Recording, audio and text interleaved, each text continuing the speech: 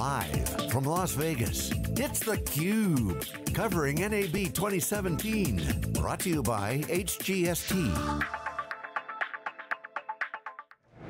Hey, welcome back everybody. Jeff Frick here with theCUBE. We are winding down day 3 at NAB 2017. It's been quite an event, 100,000 people, a ton of buzz, a lot of cool gear, a lot of cool activity, and we're really excited to have Jason Friedlander with us. He's the Director of Marketing Communications for the Verizon Digital Media Services. A mouthful, welcome Jason. It is a mouthful, the email's even worse. We won't go there. Yeah. So for people, that aren't familiar with the Digital Media Services, a lot of people know Verizon obviously for lots of different things. What specifically does your group do? So our mission is to change the way the world watches. So we do that a couple different ways. We are a group made up of about 3 acquisitions.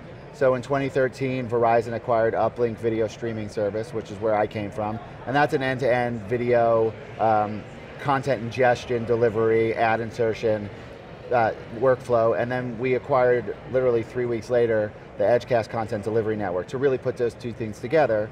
Because Verizon saw that video was eating up a large majority of the bandwidth. The bandwidth, right. Right, so we put together these services and Verizon bought these 2 kind of startups and they knew that we could put the war chest behind it and build the infrastructure that's kind of associated with the name Verizon, like that back end to really build these, these 2 systems up to really be able to handle the shift from broadcast television, cable television to OTT.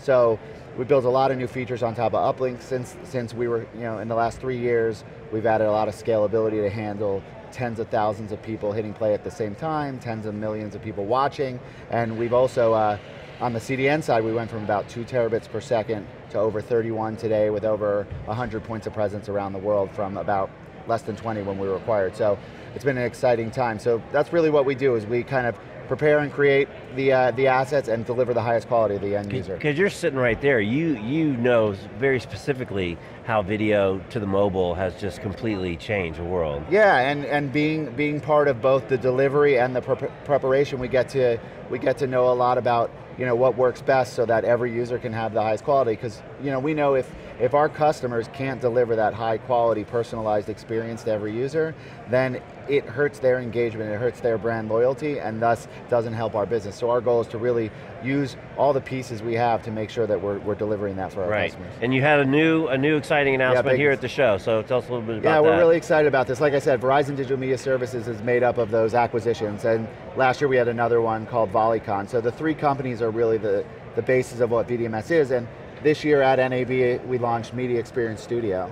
And Media Experience Studio is really exciting because it's the first product we've launched that sits on the same level of those 3 acquisitions in our stack. And it's what we're calling a content intelligence system. And what that means to us is that where we've kind of nailed monitoring and quality, we've nailed delivery via our CDN, we've nailed content preparation and personalization via Uplink, we really heard our customers and kind of the entire industry talking about how everything upstream is still kind of a little dysfunctional. A lot of different systems are needed just to execute the delivery of a single asset to an end user.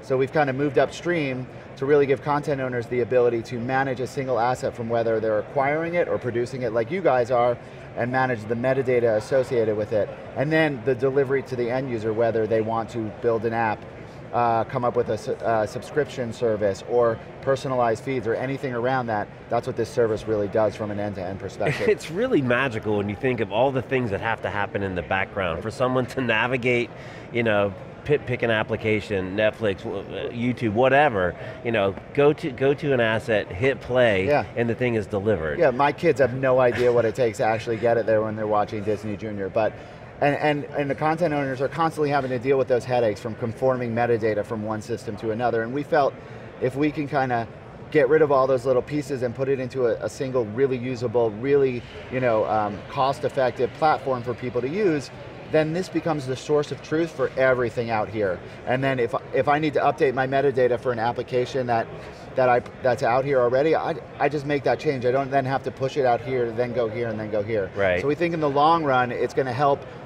our customers, which are content creators, or it's going to help them create new experiences and experiment to be able to offer a better OTT experience to the end user in the end. And not only did you think it's a cool idea, but it looks like you got some accolades from the industry as well and a few awards. Yeah, we did. We won, the MX Studio won an award. Our live events solution, our live streaming solution, won an award for Best in Show. That one we're really, really excited about because that's another one where we've listened to kind of our customers, and for years, the APIs on top of Uplink and Edgecast have allowed customers to produce the largest live events, whether it's sports or it's concert series or whatever, but they asked us for tools to simplify the production of that, where for instance, we had a customer who bought the rights to multiple college conferences, and when they get those rights, there's only a small subset of those sports that they're actually going to ever air on their broadcast network. Football, baseball, basketball, right? Right. But they have the rights to field hockey and men's soccer and girls swimming and all those things, and they said, we already own these, help us come up with a cost-effective way to produce these, highest quality, and put them in our OTT app, because in our OTT app we can offer much more niche kind of sports because we don't need millions of people to watch it. Right. Just a handful of people to watch it with monetization. So that's what our live events tool does. Last year we did 26,000 events for customers, and this year we're on target for over 56,000. So we're really excited about the power that this really simple tool has to deliver and help monetize those events they couldn't previously. It's interesting because there's a lot of talk about the democratization and kind of the semi-pro or the hobbyist now that has access to all these tools to do live events. But even within the big brands, you still have this kind of long tail content that never was going to break into regular on broadcast, but it does have an audience. Well, it's a waste of money. They're buying the rights to football. I mean, that's what they're getting, but if they can offset the cost of those rights via offering all these other services, then that's a win. And really in the end, it's really a win for the consumer, and down the road, the advertiser, right? If we can finally put all the pieces together where, you're watching a specific thing that you're interested in, obviously you're getting served dynamic ads, but your dynamic ads are super highly targeted to things you really want to buy right now, or then it's a win for everybody. You get the best experience, sitting back on your couch, the content owner gets the most value for their content, and the advertiser gets to reach people they traditionally couldn't reach that targeted. Right. Yeah.